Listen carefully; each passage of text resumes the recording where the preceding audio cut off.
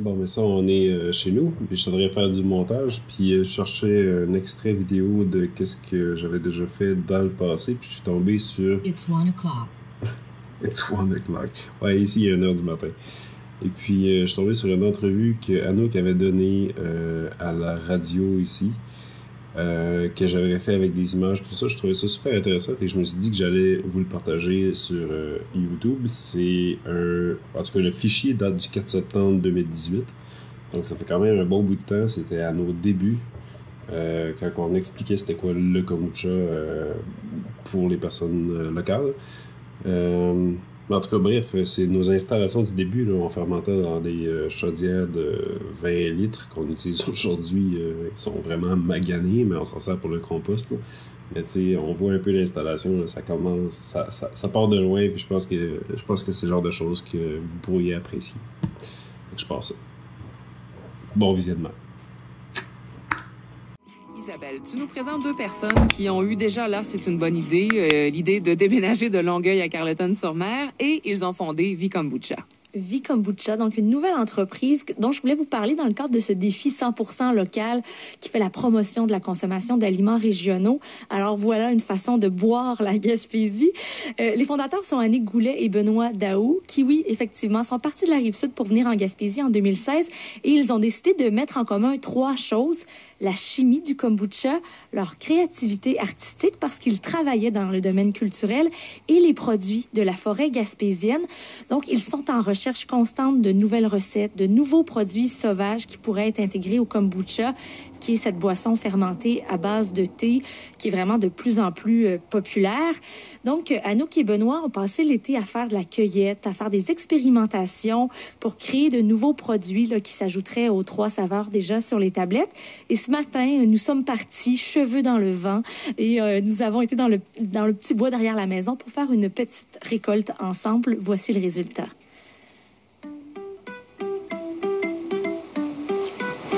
Ça, c'est un arbousier. On a planté plein en avant. On espère avoir une bonne récolte à moment. Expliquez-moi qu'est-ce qu'on s'en va faire. On vient récolter de la menthe, puis la menthe pousse derrière chez nous, sauvagement, puis c'est la meilleure. Je m'appelle Benoît Daou. Je m'appelle Anouk Goulet, puis on est les cofondateurs de Vikombucha à Carleton-sur-Mer. Ça sent bon? Oui, vraiment. Et dans le fond, c'est notre troisième récolte cette année. C'est vraiment de la menthe sauvage. On l'a même pas plantée. C'était là quand on a acheté la maison, il y a 2 ans et demi. Puis elle s'est vraiment multipliée. Puis on fait en sorte qu'elle se multiplie beaucoup plus. J'en bouture un peu partout, là, parce qu'on l'utilise vraiment pour les kombucha qui vont être comme plus de sauvage, la ligne plus sauvage qu'on va sortir.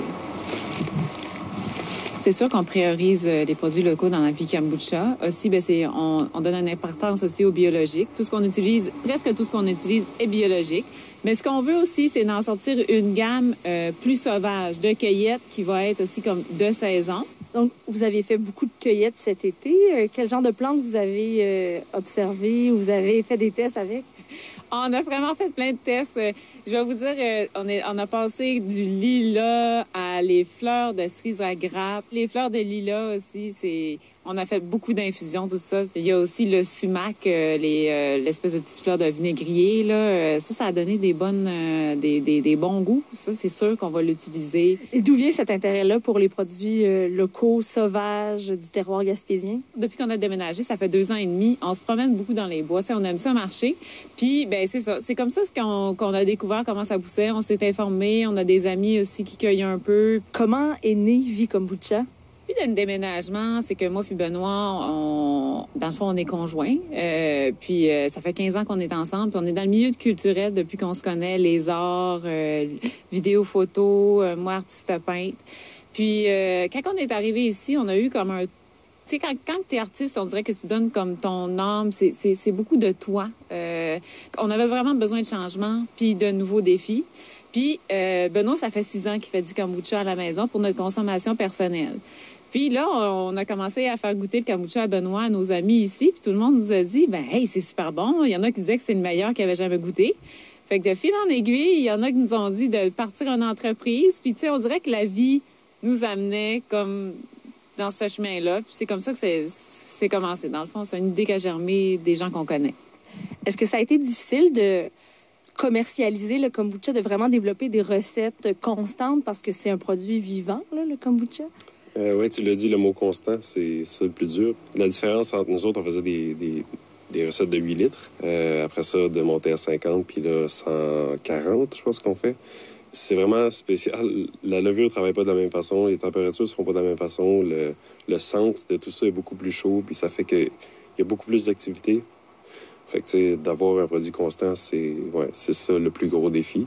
Donc là, j'imagine que vous ne faites plus ça dans la cuisine. Chez nous, non. On a un local dédié à ça. Oui. Est-ce qu'on peut aller visiter? Oui, on peut y aller. Pas de problème. Super.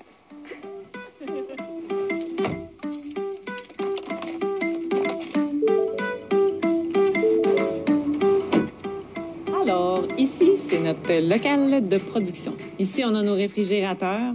Parce que le kombucha, il faut toujours que ça soit réfrigéré. Puis c'est ça aussi, on a notre petite station d'embouteillage qu'on fait ça, on fait ça tout à la main. Dans le fond, il n'y a aucune automatisation pour l'instant. Fait que c'est ça, c'est tout un à un. On peut dire que c'est artisanal. Actuellement, vous avez combien de litres de production par semaine ou par mois? On avait commencé avec 50 à 100 pendant l'été, ça fonctionnait. Puis là, on va augmenter selon la distribution. On contacte un distributeur après l'entrevue, de toute façon. Il y a au moins 3 fabricants de kombucha en Gaspésie à l'heure actuelle. Est-ce que vous croyez que le potentiel du kombucha est le même que celui de la bière où l'industrie s'est vraiment développée et on a des dizaines de microbrasseries dans la région? Oui, pour ce qui est de la région, 3 compagnies de kombucha, on trouve personnellement que c'est pas assez. S'il y en avait plus, le monde connaîtrait plus le produit, puis ça serait plus accessible, plus facile à vendre que c'est quoi du kombucha. Puis si on veut le comparer avec les bières, avec le marché de la bière, c'est pas exactement la même clientèle, mais elle se croise un peu. C'est une alternative à la bière, c'est aussi bon au goût.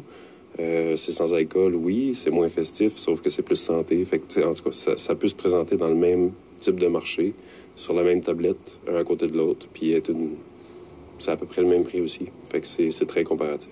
Et la créativité dans les saveurs peut également se comparer, je pense. La créativité, oui. Surtout si, tu sais, comme dans le cas avec nous autres, on fait de l'autocueillette ou de la cueillette sauvage, tu sais, on compose beaucoup de recettes éphémères, etc. Ça peut faire comme les microbrasseries qui vont faire une bière saisonnière avec un ingrédient comme ça qu'ils ont trouvé, puis très artisanal. Ça peut se comparer aussi pour ça. Là, je suis curieuse d'aller voir les bocaux. C'est toujours un peu impressionnant.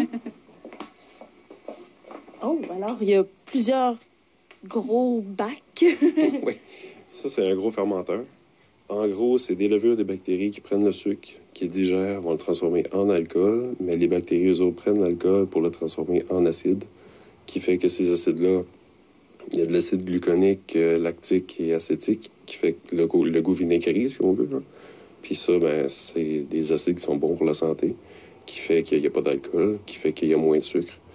Et là, je vois que le photographe, le travailleur culturel est devenu chimiste. Oui. Est-ce que la fabrication de kombucha peut allier quand même la chimie et le côté artistique duquel vous êtes issu? Ah ben oui, c'est sûr. Mais dans le fond, tout ce qui est dans la composition des recettes, les ingrédients, ben ça, moi, je trouve que c'est de l'art. Là, tu sais, on met un petit peu de ci, un petit peu de ça. Puis là, on voit ce que ça goûte. Aussi au niveau de la couleur. Je t'ai parlé tantôt qu'on va te le faire déguster, le nouveau qui va être sur le marché.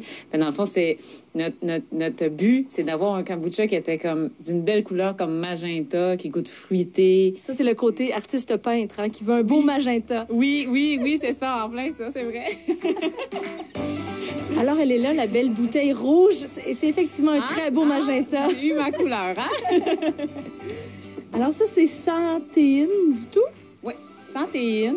Puis on peut vous donner un petit teaser. Je vais vous donner un ingrédient qui est à l'intérieur. Dans le fond, c'est du cassis, puis c'est le cassis à ma mère. Du cassis gaspésien? Ben oui, ma mère vient elle reste à Saint-Alphonse. Oh! Alors, et là, on a entendu le pop. Oui, le pop. Alors, on va goûter à ça. Bonne dégustation. Santé. Et longue vie à Vie Kombucha. Mais oui! Maud, j'ai eu la chance de goûter à ce produit-là qui n'est pas encore commercialisé, qui sera sur les tablettes au cours du prochain mois. Et comme on le disait, c'est un kombucha spécial parce qu'il est sans théine, mais ils n'ont pas voulu me dire par quel ingrédient gaspésien il avait remplacé le thé, qui est comme l'ingrédient de base du kombucha. J'ai une petite idée, peut-être du thé du Labrador, qui sait, j'ai vu ça sur les photos, peut-être que ce n'est pas ça. Et ce sera un kombucha qui sera presque 100% gaspésien. Il y a seulement le sucre qui n'est pas produit en Gaspésie. J'ai demandé si on pouvait remplacer ça avec du sirop d'érable et c'est antiseptique, le sirop d'érable, donc ça ne fonctionne pas dans le processus de fermentation. Donc, peut-être qu'un jour, ils vont trouver une solution au sucre, mais vraiment beaucoup d'efforts mis pour mettre en valeur les produits gaspésiens. Et c'était bon, Isabelle? Ah, c'était vraiment très, très bon. Ça goûtait le cassis et il y avait peut-être moins le côté vinaigré que certaines personnes peut-être aiment un peu moins dans le kombucha. Et là, vraiment, là, ça goûtait un petit jus pétillant, fruité. C'était d'un très beau rouge, là. L'artiste peintre avait très bien réussi son travail. Merci, Isabelle. À tantôt. À tantôt.